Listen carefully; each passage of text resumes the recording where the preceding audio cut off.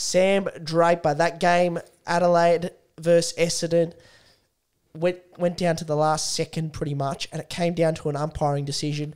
Sam Draper clearly dived on the ball. The umpire saw it and didn't pay it. And that was game. That was the win for Essendon. It was a great win for Essendon. Everyone says they were the better team, but it's as simple as this. And Essendon Adelaide should have had a shot on goal after the siren to win the game, but they didn't because the umpire didn't pay that free kick against Sam Draper. Did you catch that incident, Charlie, and what did you think? I did catch that incident. I thought that while it probably should have been a free kick based off what's written in the rule book, as my brother pointed out when we were talking about it, it's just an unwritten rule that those frees won't be paid in the last couple minutes of games. So no, come on, Charlie. It's not enough. It should have been paid. Please tell me it should have been paid. But the fact is that within our sport, because it's so chaotic and there's so many rules and it's so hard to umpire, there's a lot of things that aren't, written in fine print that sort of exist on the margins in terms of what you can do. An example of that with an umpiring decision is when a player thinks that it's touched and they take the mark and they make a move that would usually be paid as holding the ball when a player tackles them. The umpire doesn't call it because they factor in the fact that the player thought they'd taken a mark. I'm pretty sure that's not in the rule book, but it's an unwritten rule of the game. So this is another unwritten rule at the moment. It's that in the last 30 seconds of games, you're allowed to pull in balls into packs and have that scrimmage. It's how Collingwood won a premiership last year. It's an unwritten rule. And if you want to change an unwritten rule, that's fine. But we don't have to talk about the Draper decision as if it's like, it's that decision itself. That isn't a problem. What's the problem is the fact that there's an unwritten rule. Come on, Charlie. Let me jump in here because this is an absolute disgrace to me.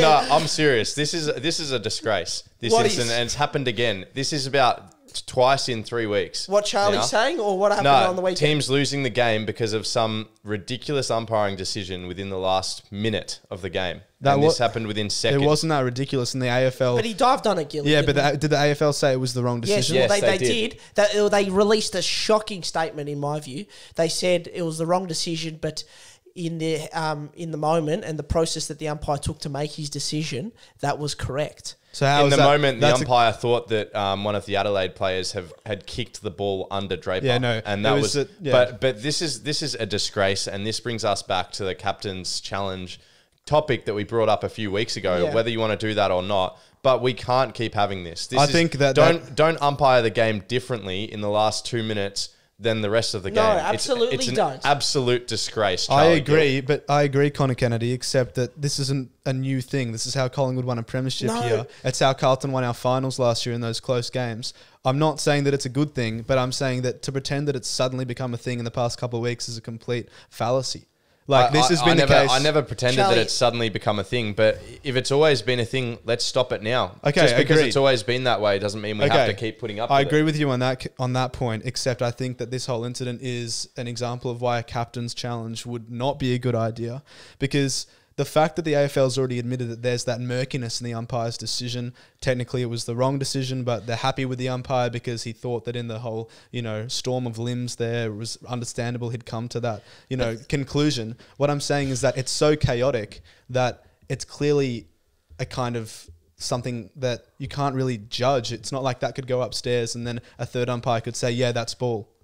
I think it's exactly like that. But the AFL isn't even saying, yeah, that's bull. No, they are. They're saying, yes, we made the wrong decision. They're not saying that. We forget the umpire because in the time he thought he was given, but that's exactly why if it was reviewed with a captain's challenge, then it would show clearly that the right decision would have been holding a ball and Adelaide would have had a kick for goal. I don't think the captain's challenge is feasible at all in AFL. Look, I think in that situation it'd work fantastically. Honestly, I think one challenge per match. And I think it would work similarly to the NBA, where teams don't want to use it until the dying minutes, regardless of how bad a decision is earlier in the game. Save it for when it really matters, if it's going to change the game in the last few minutes, because we've seen already this year a few instances of ridiculous decisions. That would be an awful evolution of the game for it to end for it to go from this sort of beautiful contest where it's so random and you never know what's going to happen in the last couple of minutes, to suddenly we've got this looming spectre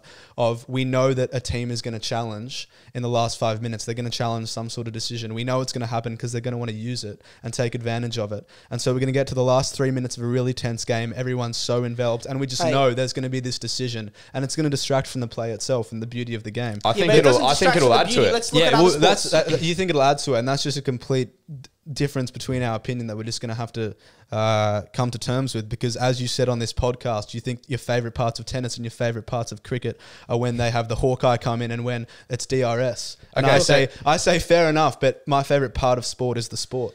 Yeah, okay, but how are we going to come to terms with this? Connor, I will say VAR in soccer has been a shambles.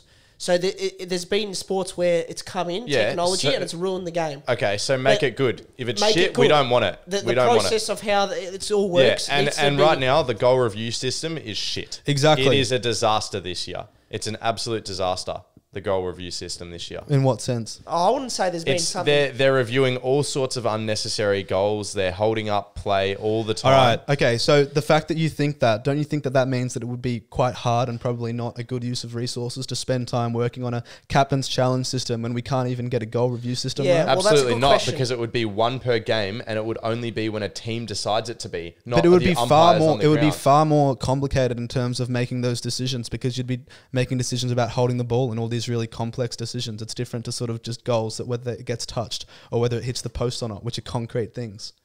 Look, we're going to have to agree to disagree here because Max wants to move on.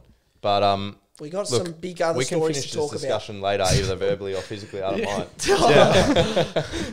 All right. Yeah. We'll have a nice chat in the car park. Look, okay. All right, good. Just to finish on this, the one thing I'll say is the statement the AFL released saying the umpire thought this, and in review it was wrong and it should have been paid.